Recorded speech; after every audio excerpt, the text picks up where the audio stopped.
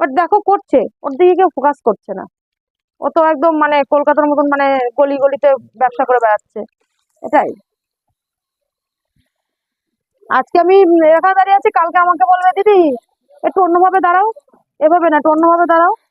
মানে কি করলে ভিউজটা আসবে?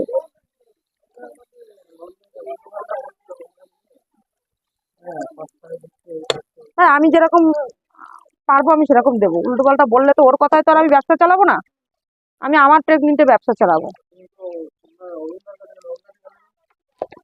ওর কাছে যেতে হবে তার কোনো মানে আছে? আমি অরুণদার কাছে গেছি বলে যে ওর দোকানেই যেতে হবে তার কি মানে আছে? যারা অরুণদার দোকানে খায় তারা কি ওর দোকানেই খেতে হবে? সেরকম কোনো মানে নেই। বাট আমি গেছি অরুণদার সাথে দেখা করতে, আমার ভালো লাগে তাই গেছি। সে ভদ্র মানুষ, যথেষ্ট ভদ্র। তার সাথে যদি ওই